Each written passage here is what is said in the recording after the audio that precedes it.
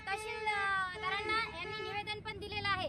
तर जे आपलं बौद्धगयामध्ये जे बौद्ध विहार आहे त्या विहारासंदर्भामध्ये हा इथं जनसैलाब जमलेला आहे।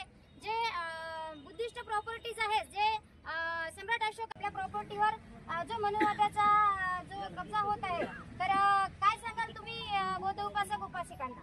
तो मनुवादाचा जो कब्जा आहे, तो ब्राह्मणवादाचा जो कब्जा आहे तो दूर व्हावा आणि तो कब्जा त्यांचा दूर होऊन ते जे महाबोधी महाविहार आहे जे आज रोजी ज्या बिहार राज्यामध्ये आहे, गया जिल्ह्यामध्ये आहे, तर त्या ठिकाणी फार मोठं आंदोलन सध्या सुरू आहे आणि या आंदोलनाला यश येईल, ते यशस्वी होईल अशी मला आशा वाटते। आणि आपण या ठिकाणी आजही त्याच आंदोलनाबद्दल, त्याच आंदोलनाला पाठिंबा देत जे तहसीलदार साहेब आहे यांना आज या आंदोलनाच्या माध्यमातून त्यांना त्या बौद्धगयाच्या महाबोधी विहाराच्या मुक्तीच्या साठीच हे निवेदन आज आपण या तहसीलदार साहेबांना देण्यात आलेलं आहे।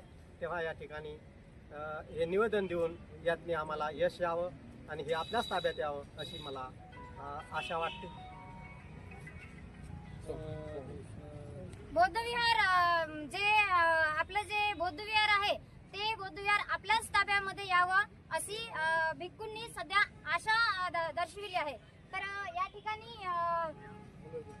हे जे आंदोलन छेडलेलं आहे याचे अध्यक्ष सौरव सपकाळ हे पण इथे आहेत, तर विचारूया आपण त्यांना काही प्रश्न। सर, हे जे तुम्ही जनसैलाब मंगरुळपीर मध्ये जो उभा केलेला आहे, तर काय सांगाल तुम्ही यंग जनरेशनला? जर का आपल्या बुद्धिस्ट प्रॉपर्टी वरचा जर समजा मनुवादाचा जर हा हक्क फेटाळला गेला नाही, तर तुम्ही काय आवाहन कराल यंग जनरेशनला? वास्तविकता कसं आहे, आज नाही का भारतामध्ये जेवढे मंदिर आहेत, मस्जिद आहेत, त्याचा जो ट्रस्टी असते तो त्याच जातीचा आणि त्याच यांचा राहतो, म्हणजे त्याच संप्रदायाचा राहतो। आणि आज रोजी नाही का आमचं बिहार राज्यामध्ये संपूर्ण जगातील श्रद्धास्थान असलेलं महाबोधी महाविहार येथे जो ताबा आहे तो ब्राह्मणी जनसमुदायाचा आहे। तर आम्हाला तो ताबा आमच्या ताब्यात, तो ताबा त्यांचा काढून 1949चा जो BT ॲक्ट आहे तो रद्द करून नाही काय आपल्या भारतीय संविधानानुसार बौद्ध लोकांना ते ताब्यात विहार ताब्यात देण्यात यावं ही आमची प्रमुख मागणी या ठिकाणी आहे। आपली जी प्रॉपर्टीज आहेत ते आपल्या ताब्यात यावी ही यांची प्रमुख मागणी आहे। पण जर का नाही तो स्टंट झाला, जर का नाही मिळाली, तर तुमचा काय स्टंट राहील? यापुढे हे आंदोलन अतिशय तीव्र स्वरूपाचं होईल आणि हे जगभरात आंदोलन चालू आहे सध्या। आणि यापुढे जर आपल्याला या गोष्टीतून न्याय जर नाही मिळाला या आंदोलनामधून, तर यापुढे संपूर्ण महाराष्ट्रातलेच नव्हे तर संपूर्ण भारतातले लोक बिहार या राज्यात जाऊन बौद्धगया या विहारासमोर अन्नत्याग आंदोलन करू शकतील आणि याचे तीव्र पडसाद। कारण संघर्ष शांततेचीच आहे, आपला शांततेने संघर्ष आपल्याला करावं लागणार आहे, तो जागतिक स्वरूपाचा करावं लागणार आहे, तरच आपल्याला तो प्रश्न आपण आपल्या ताकदीवर आपल्याला सोडवायचा आहे आणि आपला प्रश्न आपण सोडवल्याशिवाय तिथून मागे हटायचं नाही। एवढं भव्य आणि दिव्य तिथं आंदोलन आपल्याला उभारावं लागणार आहे आणि आमच्या महिलांचा पूर्ण त्यासाठी पाठिंबा आहे। बंधू भगिनींचा सर्वांचा आम्ही पाठिंबा देऊन त्यासाठी हा प्रश्न तसाच लावणार आहोत।